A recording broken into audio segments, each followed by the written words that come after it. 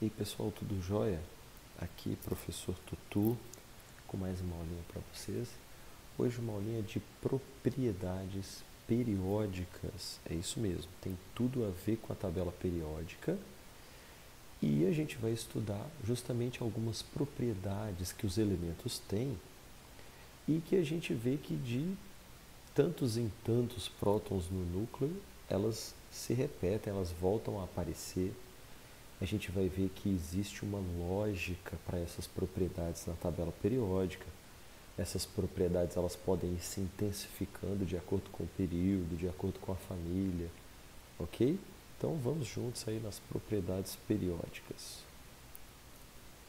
Bom pessoal, primeiro a gente tem que dividir aqui, né, entre propriedades aperiódicas e propriedades periódicas, né? O que são propriedades aperiódicas? Esse A é de negação. São aquelas que elas não têm periodicidade, ou seja, elas não voltam a aparecer num elemento depois de alguns prótons a mais no núcleo, tá bom? Por exemplo, a massa atômica. Né? A massa atômica ela é uma propriedade aperiódica, porque ela só tende a aumentar, dá uma olhada aqui, ó, ela só tende a aumentar em função do número atômico. Quanto maior o número atômico, maior a massa atômica. Ok? Então, a massa atômica é uma propriedade aperiódica. Agora, o que é uma propriedade periódica? O que é uma propriedade periódica que nós vamos estudar? Propriedade periódica é aquela que ela volta a aparecer em determinado número atômico. Então, imagina que você tem uma determinada propriedade, à medida que vai aumentando os números atômicos, essa propriedade vai se intensificando e chega num valor máximo. Depois, com um próton a mais, imagine, com um próton a mais a propriedade perde, né, a sua intensidade, mas aí à medida que vai aumentando o número de prótons, ela tende novamente a um valor máximo. Ou seja, esse valor máximo, esses picos, né, de intensidade dessa propriedade, eles aparecem de tantos em tantos prótons a mais no núcleo. Isso é uma propriedade periódica, ok? Algumas propriedades periódicas são, olha só, raio atômico, energia de ionização, eletroafinidade, eletronegatividade, todas essas são propriedades periódicas, ok? O raio atômico é a primeira que a gente vai estudar, olha lá, raio atômico. Pessoal, quando a gente fala em raio atômico, a gente tem que lembrar daquele raio lá da geometria, lá da matemática. Tá? Quando você pensa em raio, você pensa em quê? Aqui tem o centro de uma circunferência, imagina uma circunferência. O raio atômico é a distância do centro da circunferência até a borda da circunferência. Tá? Esse aqui seria o raio, né? Lá na geometria. Bom, aqui no átomo é praticamente isso que a gente tem que pensar. A gente tem que levar em consideração esse conceito. Tá? E esse conceito de raio atômico ele traduz justamente o tamanho dos átomos. Né? Agora, existe uma definição para raio atômico. E qual que é a definição para raio atômico? Olha aqui, ó. É a distância, repara aqui comigo, ó, é a distância entre os dois núcleos de dois átomos iguais, né, constituindo uma molécula diatômica. Então vamos pensar, aqui está até explicando, né, olha só. Se os dois átomos que formam uma molécula, olha aqui, ó, dois átomos ligados um ao outro, são os mesmos, então metade da distância de ligação é denominada raio covalente do átomo. Então olha só, a definição é o seguinte, imagina que aqui você tem a distância, né, entre os dois núcleos dos átomos, a distância D, o raio, de acordo com o conceito, seria isso daqui, ó, seria a metade, olha só, dessa distância. Traduzindo, pessoal, pode pensar como isso aqui, tá? Pode pensar como isso. É mais fácil da gente imaginar. Não esquece o conceito, para você não se assustar com o exercício. E qual que é o conceito? É a metade da distância entre dois núcleos de dois átomos ligados, né? Mas lembra disso para a gente analisar todas as outras coisas, tá bom? Então, vamos nessa entender melhor esse raio atômico. Gente, será como é que cresce o raio atômico? Olha, o raio atômico, ele cresce de acordo com o número de camadas que o átomo tem. Olha, quanto maior o número de níveis ou camadas, né, pessoal? Quanto maior o número de níveis ou camadas, maior será o tamanho do átomo. Óbvio, né, gente? Vamos lá.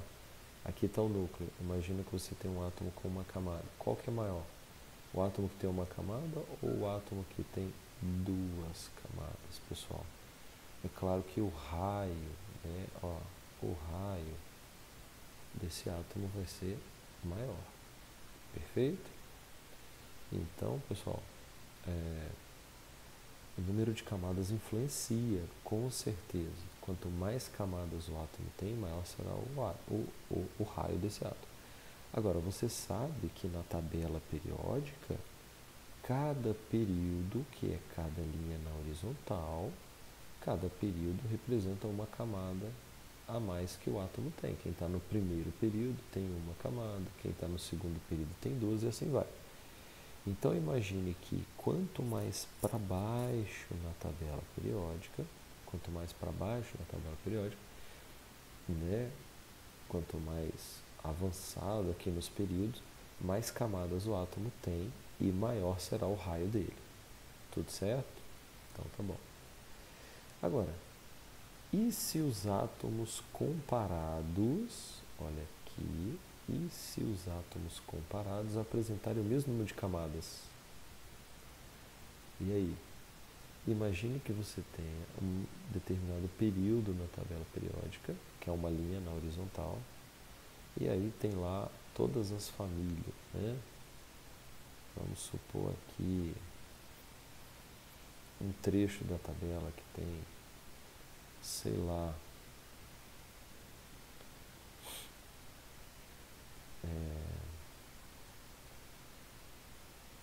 potássio,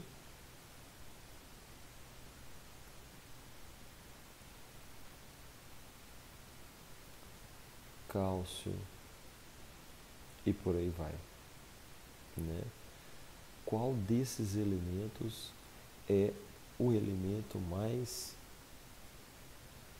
que tem o maior raio atômico? Então imagine, essa é uma excelente pergunta, pessoal. E a resposta está bem aqui, ó. Por exemplo, será que o potássio tem o maior raio ou será que o cálcio tem o maior raio? Por que essa é uma excelente pergunta? Porque esses elementos, eles estão no hidrogênio, no quarto período. Imagina, eles estão no quarto período. Então, no quarto período, potássio ou cálcio, qual dos dois tem o maior raio?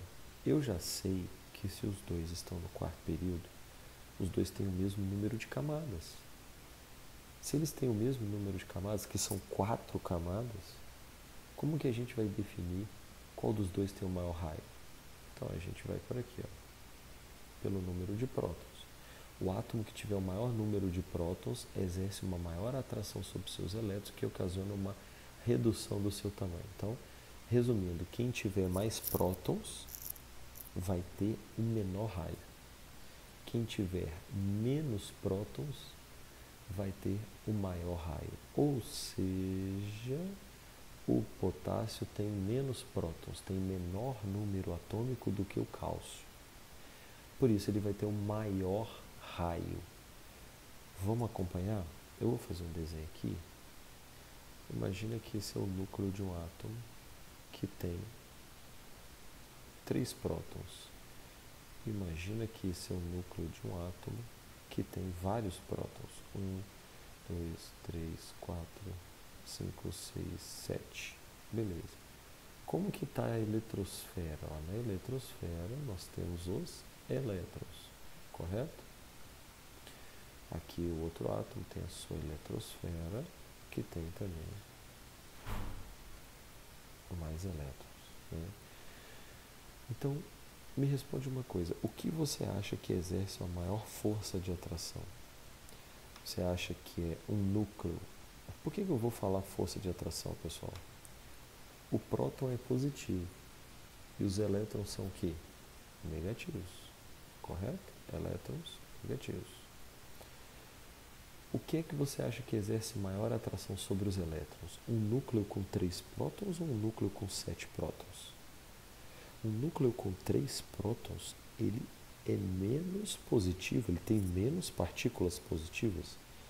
Se ele tem menos partículas positivas, ele exerce uma atração menor sobre a eletrosfera. Então, essa atração é mais fraca do que esta atração. Os elétrons aqui estão mais fortemente atraídos pelo núcleo, simplesmente porque o núcleo tem mais cargas positivas, são 7 contra 3 aqui no átomo da esquerda. E daí? E daí que essa eletrosfera estará mais atraída pelo núcleo. Isso faz com que ela fique retraída. Ela vai ficar mais próxima do núcleo, fazendo com que o raio seja menor. Ou seja, quanto mais prótons no núcleo, menor é o raio. Tá? É isso que está falando aqui. Ó. O átomo que apresenta maior número de prótons, o átomo que apresenta maior número de prótons tem uma maior atração sobre seus elétrons e o seu raio será menor. Olha lá. Quanto mais prótons no núcleo, menor o raio. E quem tem mais prótons no núcleo? Quem está mais à esquerda ou quem está mais à direita da tabela? Quem está mais à direita. Então, quem está mais à direita seria o caso aqui que a gente acabou de desenhar. Tem um menor raio, ok? Quem está mais à esquerda, por ter menos prótons, tem o maior raio, beleza? Aqui tem uma figura que nos mostra exatamente isso, tá? Olha só, vamos comparar aqui ao longo de uma família. O que a gente falou? Olha, quanto mais para baixo na família, maior o raio. Por que é maior o raio? Porque tem maior número de camadas. Agora, e num determinado período, olha só, vamos pegar um determinado período aqui, olha esse período. À medida que vai aumentando o número atômico, né, para a direita, o raio vai diminuindo de tamanho, ou seja, tem mais prótons no núcleo, a eletrosfera fica mais atraída, e aí o raio é menor. Resumindo, o raio aumentará para a esquerda. Olha o que a gente chegou a concluir aqui. Quanto mais para baixo e quanto mais para a esquerda, na tabela periódica, maior o raio do átomo, ok? Aqui tem uma outra figura que nos mostra, né, uma outra ideia. Aqui a gente vai ver sobre o raio dos íons. Raio dos íons. Gente, um cátion é aquele que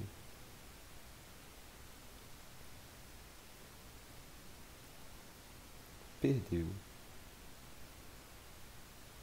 elétrons, ok? E um ânion é aquele íon que ganhou elétrons, correto? Agora me responde uma coisa, você acha que quem tem o maior raio? Aquele que perdeu elétrons ou aquele que ganhou elétrons? Gente, aquele que ganhou elétrons tem um raio maior do que aquele que perdeu elétrons, certo? Por quê? Quando um átomo ganha um elétron, sua eletrosfera fica maior. E ela fica maior principalmente porque os elétrons aumentam sua repulsão média. Os elétrons são negativos, eles se repelem na eletrosfera. Se eles se repelem na eletrosfera e você coloca um elétron a mais, o que vai acontecer? Eles vão se repelir mais ainda. Eles vão querer ficar mais ainda um longe do outro. E isso vai fazer com que eles ocupem um maior espaço para poder ficar mais longe, certo? Então, o ânion tem um raio maior que o do cátion, tá? E por quê? Vamos pensar no cátion. O cátion perdeu elétrons. Imagina, se você tem uma determinada eletrosfera e perde elétrons, essa eletrosfera fica menor, até porque a repulsão média diminui, certo? Então, a gente também pode botar uma comparação aqui, ó. O ânion, ele tem um raio maior do que o átomo neutro, seu átomo neutro correspondente, tá? E o cátion, ele tem um raio menor do que seu átomo neutro, que é antes de perder ou de ganhar, né? O cátion tem um raio menor do que o do seu correspondente átomo neutro, ok? Aqui está um desenho, né? Por exemplo, para o ânion, ó. Esse daqui é o átomo de flúor no estado neutro. Esse é o átomo de flúor depois que ganhou um elétron. Olha como ele fica bem maior e o raio dele vai ser maior, tá? Agora tem aqui um cátion. Olha como é o cátion, quando ele está no estado neutro, ao tamanho. Agora, quando ele perde um elétron, é óbvio que ele vai ficar menor, o raio vai ficar menor, né? Então, olha, ele depois que perdeu um elétron, certo? Então, aqui o lítio no estado neutro e o cátion lítio mais, com seu raio menor porque perdeu elétrons, ok? Então, vamos lá. Pessoal, depois que nós entendemos aqui a propriedade raio atômico, a gente vai para a segunda propriedade periódica, que é a energia de ionização. O que é a energia de ionização? É a energia necessária para remover um elétron de um átomo isolado no estado gasoso. Aqui tem a representação disso, pessoal. Olha essa equação. Um átomo de sódio isolado no estado gasoso, né, se transformando num cátion sódio mais. Né? O que significa isso? Que um elétron foi perdido, né? Foi removido. E olha aqui o elétron que foi removido.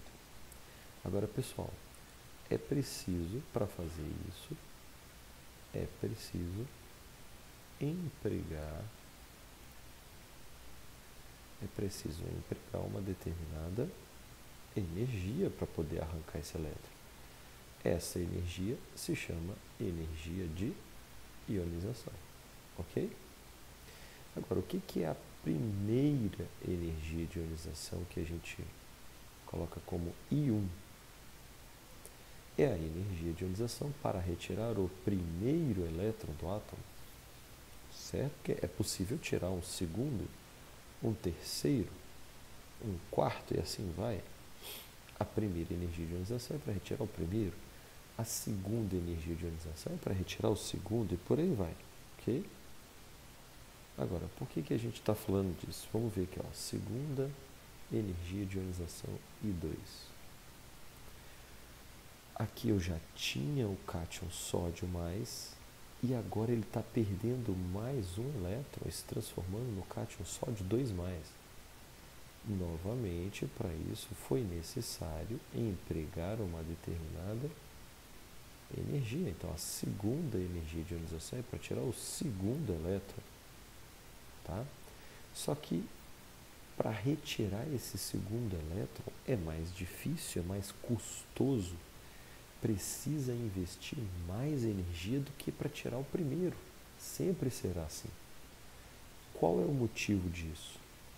O motivo é, depois que você tirou o primeiro elétron, o átomo, lembra comigo o raio atômico de um cátion. Depois que o átomo perde elétrons, o cátion diminui o raio. Se ele diminui o raio, o elétron estará mais próximo do núcleo e mais fortemente atraído, certo? De modo que para tirar o próximo elétron sempre será mais difícil, tá bom? Então, anote aqui, ó, quanto maior a energia de ionização, maior é a dificuldade para se remover o elétron. Então, eu posso dizer que a primeira energia de ionização ela é menor, porque é mais fácil tirar. Tá? Então, quanto maior a energia de ionização, maior a dificuldade de remover o elétron. A primeira energia de ionização é menor, porque é mais fácil tirar o elétron. A segunda energia de ionização ela é maior do que a primeira. E a terceira energia de ionização é maior ainda do que a segunda. Por que isso? Porque vai ficando cada vez mais difícil retirar o elétron, em função do raio ir diminuindo. Tá? Agora, olha só, aqui tem um quadro que nos mostra uma coisa muito interessante. Tá? Há um acentuado aumento na energia de ionização, preste atenção nisso. Há um acentuado aumento na energia de ionização quando um elétron mais interno é removido. O que ele quer dizer com um elétron mais interno? Ele quer dizer o elétron de uma camada mais interna. Vou te dar um exemplo aqui para o átomo sódio. Tá? O átomo sódio. Está aqui o núcleo. O número atômico do sódio é 11, viu, gente? Sódio 11. Primeira camada, 2 elétrons. Isso aqui é o núcleo, tá? Segunda camada, 1, 2, 3, 4, 5, 6, 7, 8 elétrons. Terceira camada do sódio, 1 elétron. Veja bem, são 11 elétrons. Tá? Pode fazer a distribuição eletrônica dele aí que você vai ver isso daqui. Então, para retirar o primeiro elétron do sódio,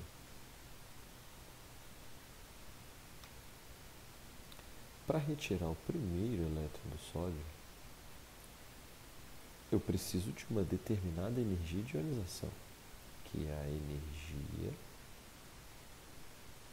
primeira energia de ionização. Certo? Agora, repare só, para tirar o segundo elétron, gente, o segundo elétron ele já está, é um desses que vai sair, e ele já está numa camada mais interna, mais próximo esse elétron estará do núcleo, mais fortemente atraído. Então, para tirar o segundo vai ser muito difícil, tá? Vai ser bem mais difícil do que para tirar o primeiro. Então, a primeira energia de ionização vai ser menor do que a segunda energia de ionização. Agora, o salto, olha aqui, ó, primeira energia de ionização na tabela. O salto da primeira para a segunda aqui no sódio é muito grande, ó, 496 para 4.560, tá? Para a segunda energia de ionização. Por quê? Porque depois que eu tiro o primeiro elétron, o segundo, que é referente à segunda energia de ionização, já está mais interno, está numa camada mais interna. Isso faz gerar um acentuado aumento na energia de ionização. Tá? Agora vamos ver o caso do magnésio, que é o próximo da tabela aí. O magnésio, pessoal, vou desenhar ele aqui, deixa eu ver, vou desenhar ele aqui, ó. O magnésio, ele tem número atômico 12. Estado fundamental tem 12 elétrons, então aqui está o núcleo, primeira camada com 2 elétrons, segunda camada, 1, 2, 3, 4, 5, 6, 7, 8 elétrons. Terceira camada, ele tem 2 elétrons, ok? Então, olha só, para tirar o primeiro elétron, vamos tirar o primeiro elétron, claro que o elétron sempre sai primeiro da camada de valência, a gente já estudou isso. Então, olha, eu vou tirar o primeiro elétron, pumba, tirei o primeiro elétron. A primeira energia de ionização foi 738. Veja, para tirar o segundo elétron, não houve um salto tão assustador no valor de energia de ionização. É claro que para tirar o segundo elétron, a segunda energia de ionização será maior do que a primeira, porque tem uma contração da eletrosfera. Agora, vamos pensar para tirar o terceiro elétron. Pessoal, o terceiro elétron, ele está numa camada mais interna, ele não está mais na camada 3. O terceiro elétron a ser tirado, ele já está na camada 2, que é mais interna.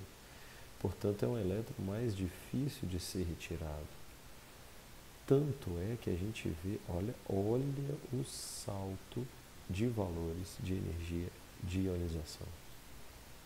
A terceira energia de ionização para o magnésio, ela tem um valor exorbitantemente maior do que o segundo, que não foi verificada a diferença tão grande do primeiro para o segundo elétron. Por que não houve tão grande diferença do primeiro para o segundo? Porque os dois estavam na camada mais externa, na terceira camada. Agora, para tirar o terceiro elétron, que é a terceira energia de ionização, eu vou precisar tirar um elétron de uma camada mais interna. Isso faz com que haja um acentuado aumento na energia de ionização. Toda vez que o próximo elétron a ser retirado é um elétron de uma camada mais interna. E, através desse salto, a gente consegue descobrir qual é o número de elétrons da camada de valência de um determinado átomo. Por exemplo, o alumínio, vamos analisar o alumínio. Da primeira energia de ionização para a segunda, o salto não foi muito grande. Quer dizer, tenho pelo menos 2 elétrons na camada de valência. Da segunda energia de ionização para a terceira, o salto também não foi muito grande na energia de ionização. Significa que esses 3 elétrons estão numa mesma camada, que é a camada mais externa. Agora, quando eu observo a quarta energia de ionização, que seria para tirar o quarto elétron, eu reparo que houve um salto gigantesco. Isso indica que esse quarto elétron a ser retirado está numa camada mais interna do que os outros 3. Logo, eu concluo que o átomo de alumínio tem 3 elétrons na camada de valência. Ok? Viu como é que dá para descobrir o número de elétrons na camada de valência? Através da energia de ionização. Agora, como que a energia de ionização cresce ao longo da tabela periódica? Aqui nesse diagrama a gente consegue ver quanto mais alta a barra, maior é a energia de ionização. Olha, energia de ionização, que é o eixo Y, tá? E também o eixo X sendo analisado, né? Olha só, os gases nobres têm maior energia de ionização. Por quê? Porque eles não têm a tendência de perder seus elétrons, tá? Então eles estão mais à direita. E olha, quem está mais para cima também tem maior energia de ionização. São átomos que não têm tendência de perder seus elétrons, tá bom? Então, a gente antes de finalizar ali, que eu já vi que vai finalizar, a gente vai combinar uma coisa. Eu vou até mudar aqui a cor da tinta para a gente combinar uma coisa para finalizar. Imagine que você tenha uma tabela periódica aqui de forma bem genérica e artesanal, tá? Imagina que você tem uma tabela periódica. De frente com ela, você vai reparar o seguinte: a energia de ionização cresce da esquerda para a direita,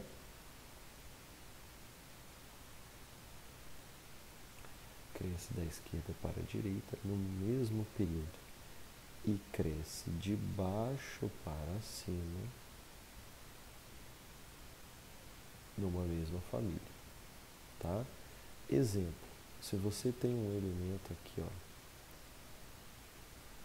eu vou chamar de elemento A, e um elemento aqui, ó, eu vou chamar de elemento B. Qual dos dois elementos tem maior energia de ionização? Acertou quem falou B, porque ele está mais para cima, a energia de ionização cresce de baixo para cima, tá?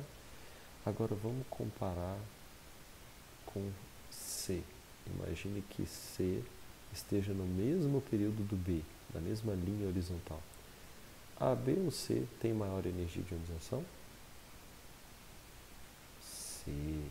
Por que C tem maior energia de ionização? Porque ele está acima de A e também mais à direita de A, e além disso, ele está no mesmo período que B, mas ele está mais à direita que B.